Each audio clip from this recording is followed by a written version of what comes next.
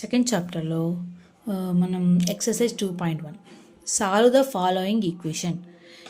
First question X minus 2 equal to 7. అంటే మనం ఇప్పుడు ఈక్వేషన్ సాల్వ్ చేయాలి, ఎక్స్ వాల్యూ కనుక్కోవాలి. అంటే 7 -2 లెఫ్ట్ సైడ్ పోతే +2 అవుతుంది. ఇప్పుడు ఏమవుతుంది? 9 అవుతుంది ఆన్సర్. 7, 8, 9. నెక్స్ట్ సెకండ్ క్వశ్చన్ ఏంటి? y + 3 equal to 10. Second question ఇందులో కూడా సేమ్ y కనుక్కోవాలి. వైలో ఏంటి? ఇటుపక్క ప్లస్ ఉంది కాబట్టి లెఫ్ట్ సైడ్ పోతే మైనస్ అవుతుంది. 10 - 3. 10 - 3 అవుతే ఎంత అవుతుంది? 7. y equal to 7. This is the answer. Next third question 6 equal to z + 2. 6 equal to z + 2. అంటే మనం జెడ్ని అనుకుని 6లో ప్లస్ లెఫ్ట్ సైడ్ రైట్ సైడ్కి వెళ్తే -2 అవుతుంది. -2 అవుతే ఎంత అవుతుంది? 6లో 4. బిగ్ నెంబర్కి ఏ సైన్ ఉంటే అదే సైనే వస్తుంది. z equal to 4. అంటే ఇలా కూడా రాసుకోవచ్చు, z equal to 4. Next fourth question 3/7 + x equal to 17/7. అంటే మనం x కనుక్కోవాలి.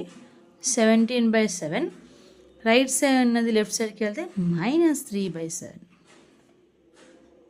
ఓకే, ఇప్పుడు డినామినేటర్ సేమ్గా ఉంది, డైరెక్ట్గా గీసేసుకుంటాం. అప్పుడు 17లో నుంచి 3 పోతే ఎంత?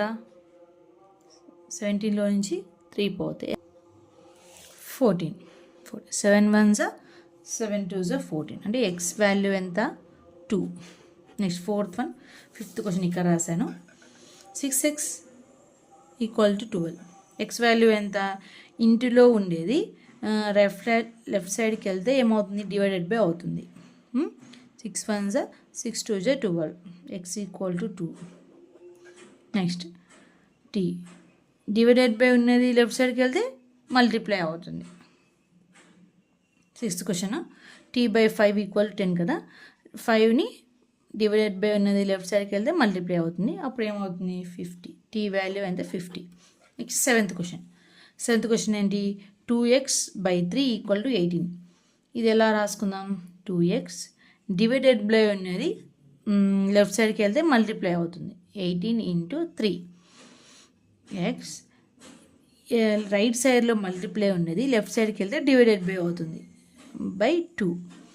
2 1s 2 9s 18. ఆన్సర్ ఏమవుతుంది? 9 3s 27. X equal to 27. Next 8th question 1.6 equal to y/1.5. అంటే ఇక్కడ / ఉన్నది రైట్ సైడ్కి వెళ్తే 1.6 × 1.5 ఈక్వల్ టు y. దీన్ని మల్టిప్లై చేద్దాం. 5 6 30. 5 1 is 5. 6 7 8. 8. 1 6 6. 1 1 is 1. 0. 8 అంటే +14 అవుతుంది, +2 అవుతుంది. 1 + 1 2 అవుతుంది. నెక్స్ట్ ఇక్కడ పాయింట్స్ అన్నీ ఉన్నాయి. 1 తర్వాత 1 అంటే 2 డిజిట్స్ తర్వాత పాయింట్స్ ఉన్నాయి. అండ్ 2 డిజిట్స్ తర్వాత పాయింట్ అంటే 2.4. అంటే y వాల్యూ ఏమవుతుంది? 2.4. Next 9th question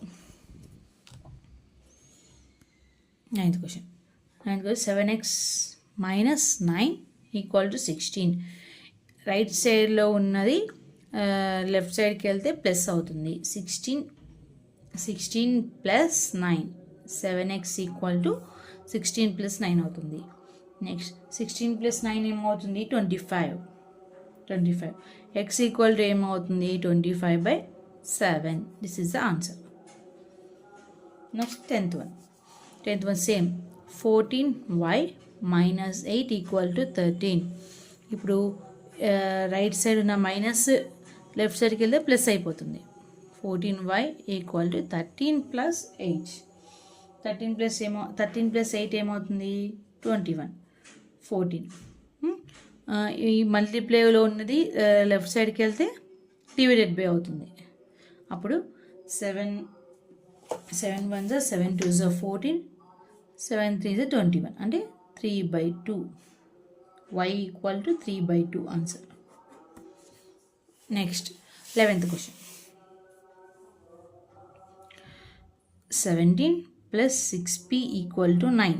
11th question ప్లస్లో ఉన్నది లెఫ్ట్ సైడ్ రైట్ సైడ్లో ఉన్నది ప్లస్ లెఫ్ట్ సైడ్కి వెళ్తే మైనస్ అవుతుంది. అంటే 9 minus 17, 6p equal to 9 minus 17. Next p value కనుక్కోవాలి కదా. 9 మైనస్ 17/6. 17 ప్లస్ ఇంటూ ఇప్పుడు ప్లస్ ఉంది, మైనస్ ప్లస్ మైనస్ అంటే మైనస్ చేయాలి. ఏదాని పెద్ద వాల్యూ ఉంటే అదే సైనే వేసుకోవాలి. ఇప్పుడు 17 మైనస్ 9 ఏమవుతుంది, 8 అవుతుంది. అంటే మైనస్ 8/6. 3 2 3 6, 2 4 8. అంటే p equal to minus 4/3. Next 12th question. 12th question ఏంటి, x/3 plus 1 equal to 7/15. x/3 7/15 plus ఇటు పక్క వెళ్తే -1. x/3 దీన్ని సింప్లిఫై చేద్దాం. 7 దీన్ని మల్టిప్లై చేసి 1 × 15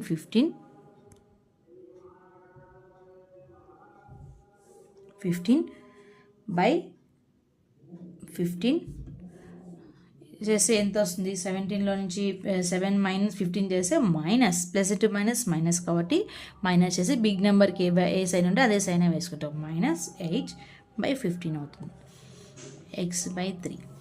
ఇప్పుడు 3 డివైడెడ్ బై ఇటు లెఫ్ట్ సైడ్కి వెళ్తే మల్టిప్లై అవుతుంది. -8/15 × 3. 3 1s 3 5s 15. x equal to -8/5. This is the answer.